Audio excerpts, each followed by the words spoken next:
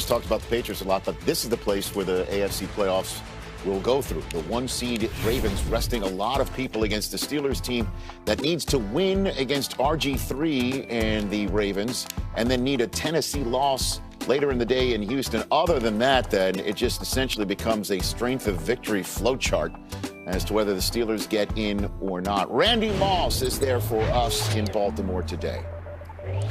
Hey, Rich, despite the importance of this game to the Steelers and their two-game losing streak, TJ Watt told me the team is actually very loose. He said all season, win or lose, we've just been having fun, flying around, playing really loose, knowing you don't play good football when you're uptight. Watt this week was named team MVP for his 14-sack role in the Steelers defense that leads the league in fewest yards allowed per play and has 36 takeaways, tied with the Patriots. Watt told me he thinks the Ravens will air it out at some point today with RG3, but not surprisingly, he said the key to beating the Ravens will be stopping the run. So, Mooch, do you believe the Steelers' defense can carry the struggling offense today against RG3 and those Ravens we're likely to see? All right, Randy Moss, yes, I do, and they have to, don't they? The last time these two teams played, the Ravens won in overtime, 26-23. But you know what? The Steelers' defense intercepted Lamar Jackson 3 times. They sacked him 5 times. And today, we're going to see RG3 play. I can't wait to watch that guy. It's been a while. And Gus Edwards will play, too, for Ingram. But you know what? This Steeler defense will give Duck Hodges some short fields, and I think they're going to help this offense win this football game. And now let me send it over to Tiffany Blackman in Houston. Mooch, all week long, Texans coach Bill O'Brien has said they are playing to win and that he will play his starters. But by the time they take the field, they will know if the Chiefs won. If the Chiefs do win, well, the Texans are locked into that number 4 seed in the playoffs. Now, Ian reported last night that Houston's not going to take any chances and to expect several of their starters to be on the sideline. That could include Deshaun Watson, DeAndre Hopkins, and Laramie Tunsil. And if Watson doesn't play, well, you can expect A.J. McCarron to make his first start since the end of 2015.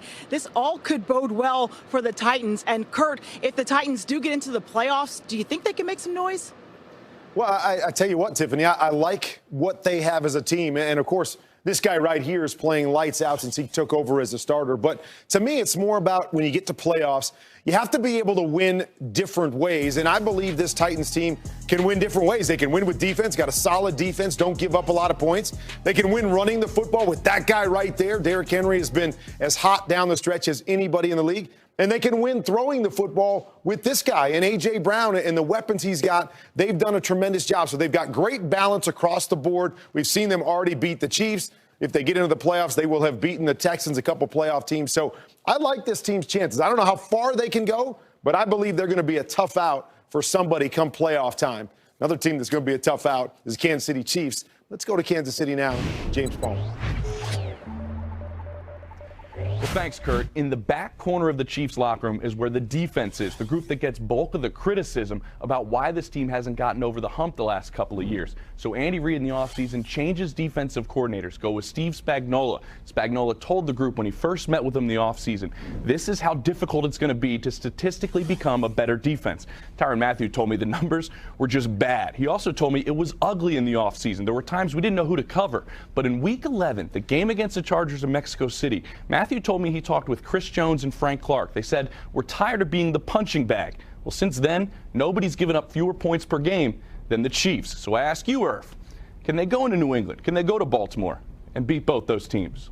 Yes, and let me tell you why I say this, because sometimes the greats will always learn in their downtime. And these Kansas City Chiefs, they learned in that downtime, the downtime being the time that this man right here, Patrick Mahomes, was not at his best. They started throwing short passes to protect him and to get that ball out of his hands quickly to protect him. Now, when you get ready to go and see people like Bill Belichick, they're going to take away that big play. They're going to make you win with a slugfest that day. And now that you've gotten some practice in at it, you'll have a chance to do it if you're the Kansas City Chiefs with Patrick Mahomes. Now let's go out to Stacey Dales.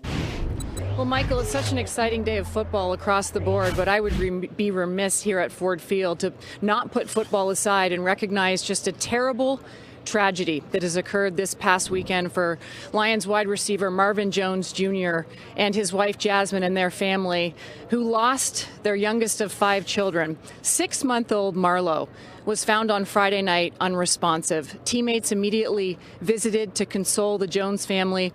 Head coach Matt Patricia and general manager Bob Quinn both visited extensively on Saturday. I'm told that the Jones family will be remarkably here today, and a moment of silence will be held. But we always talk about in this league that football is family. This couldn't be more true with Marvin Jones and his family. Marvin is one of the kindest, most caring, most loving athletes and players and men I have ever covered in sports. And this is truly a tragedy. He is an incredible father to 5, including little Marlo. And from all of us at NFL Network, we extend our deepest sympathies to his family in the wake of this tragedy. Told me he's the same guy every day. But the urgency this time of the year does step up for Brady. In fact, he gave a pregame speech, which is rare for him, prior to the Bills game. And as Duron Harmon said afterwards, when I heard that, I said, ooh, Tommy's back. I know he's going to have a big game. And a big game he had, completing nearly 79% of his passes, by far and away the best number of the year. I asked Brady when and why he decides to get involved pregame like that. And he said, look, I want to remind the young players that you can never take these moments back. Now is the time. We can't have any regrets. Brady sat down with many players and coaches, including Bill Belichick, in our NFL 100. And here's Belichick on when he knew Brady was the man. When did you know that he was something a little bit different? Well, Tom was special his rookie year, even though he didn't play. His leadership with the other rookies in the class, we had a big rookie class. Tom took them every day after practice and would run them up and down the field in their offensive plays, and was clearly a leader on the field. And then, had a very good training camp in 2001.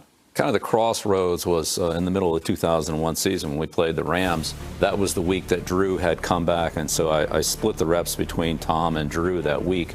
And the Rams beat us in that regular season game on Sunday night. Warner straight back. Sets up, now steps up, fires for the end zone, caught, touchdown Rams. And I didn't think that was Tom's best game, but in retrospect, I looked at it and thought that it would be hard for anybody to play well, only getting half the reps. So the following week against New Orleans, I said, we're just going with Tom, and he's going to get all the reps, and he's going to play. That's what Mr. Kraft's paying me to do, and that's what I'm going to do. I'm going to make the decisions that I think are the best for the football team. T-E-A-M as in team.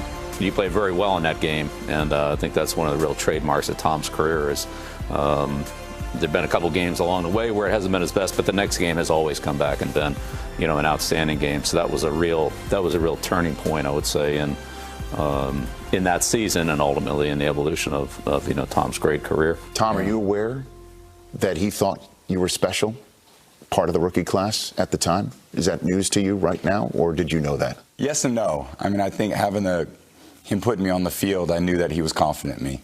And obviously, over a lot of years of playing for him, I realized that he was always going to play, the person that he thought was best for the team. And he'll tell you all the time, it doesn't matter where you come from.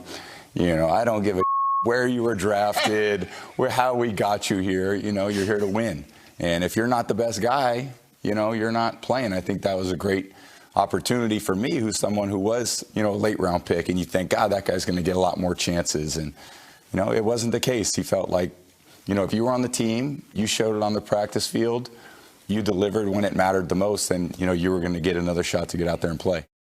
I mean, what a show, what a segment. That was the first segment we recorded, by the way, back in May. It was the last, obviously, episode that aired on Friday night, and we'll show more of that later on game day morning. It was the first one that we sat down with you, and it was.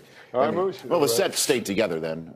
Mooch's microphone just fell off. I'm trying. Yeah, way to kill the moment, Steve. Make it all about you and your microphone. Where were we?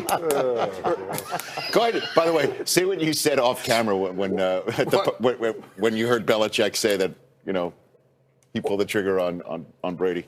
What? You said good decision. Well, it was a pretty good decision right there, Bill. Yep. It worked out. That was a good button push. Good button push, Bill. Okay, so the here and now, right now. You saw, again, Kurt, you with your own two eyes, what this guy looked like against the Buffalo Bills. Is that the Brady you think we're going to see in January, Kurt? I mean, it is. I know we're sitting here and trying to pretend like there's a couple different versions of Brady because we've seen some ups and downs over the last couple years. But, I mean, you got to look at what this guy, 17 playoff